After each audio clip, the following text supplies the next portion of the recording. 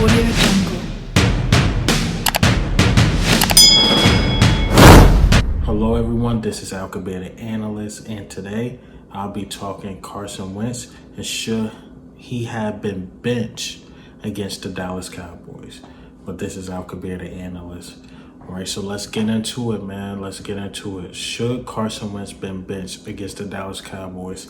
I say absolutely. He should have been benched, man. If you was going to bench Carson Wentz against any other team in the NFL, it should have been against the Dallas Cowboys. And here's why. Dallas Cowboys literally has the worst defense in the NFL. The worst defense in the NFL. I'm sick of blaming the O-line. I'm sick of blaming we don't have a running game. I'm just sick of blaming everybody else except that man in the backfield, Carson Wentz. Boston Scott was having a great game. I put that more on Doug with the play calling. Just run the ball. Boston Scott feeling it. And when you took him out the groove, it seemed like he slowed down.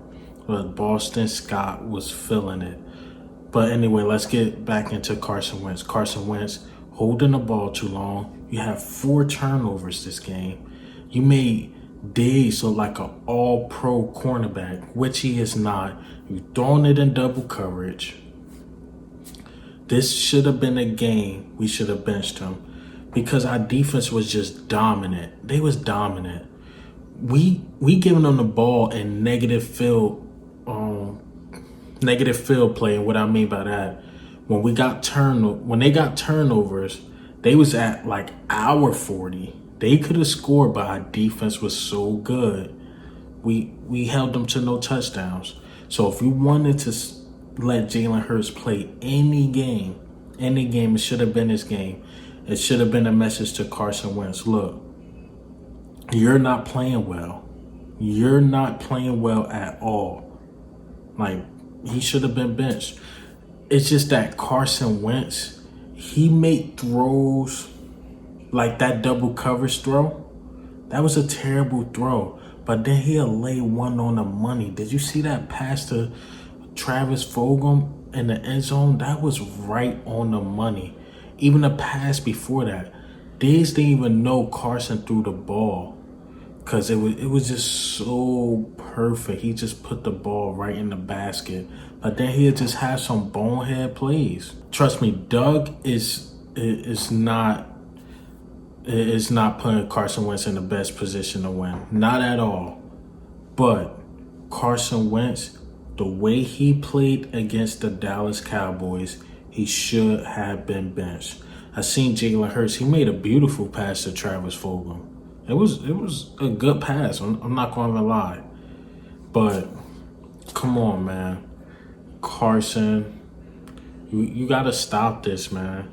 You got to stop this terrible play. Eventually, that $100 million is not going to cover you. To me, that's the only reason why they don't want to bench him at this point and give the young guy a shot is because Carson is getting paid. I'm not saying Carson should be benched for the rest of the year. I'm not saying Jalen Hurts is better than Carson Wentz. But I'm saying for this specific game against the Dallas Cowboys, who I believe Jalen Hurts could have pulled off the game the way Carson Wentz was playing, why not give the young kid a shot? Just give him a shot, man. And let's see who it really is. If Jalen Hurts would have balled out and we would have scored like 35, 40 points, it would have been a bit discussion. And I believe the coaching staff, GM is avoiding that conversation because if Jalen Hurts come in there and light it up, and while Carson Wentz was playing terrible, he threw for like 125, 123, 2 touchdowns, 2 picks, and 2 lost fumbles? Come on, Carson. Even though one of the lost fumbles wasn't his fault. But that first one was like, come on, man. The line held up. Just throw it away, Carson. The play wasn't there. It was a horrible play call by Doug Peterson, but it wasn't there. Just throw it away. Just throw it away, man. So Carson Wentz with these bad decision making. I can tell Jalen Hurts was playing like this and Carson was on another team and he was doing little stuff like that. I'm like, okay, Jalen Hurts is a rookie, but come on, Carson. This is supposed to be your prime. Why it seem like you going backwards? Why are you going backwards? And I'm not happy that we beat the Dallas Cowboys is because I look at our team and like, who else can we beat? Who else can we beat? Dallas Cowboys is literally probably the worst team in the NFL right now. They're probably the worst team in the NFL right now. We gave them life. We gave them life the way our offense played. Offense played terrible. Offense played terrible. It's just looking like it's not a great match between Doug and Carson. And I just wanted to know, is that theory is true? That's why I wanted to see Jalen Hurts. Now, Jalen Hurts, once again, go out there and light it up. We'll know. Just Carson and Doug don't have a connection. Somebody got to go. Somebody got to go. And if we don't go to the playoffs, and I don't want to speak on that like that, and like Washington or the Giants go to the playoffs, it's going to be a serious discussion, man. It's going to be a serious discussion. Who got to go, Carson or Doug? At this point, I would not even care if we don't go to the playoffs. One of those guys got to go. One of those guys got to go.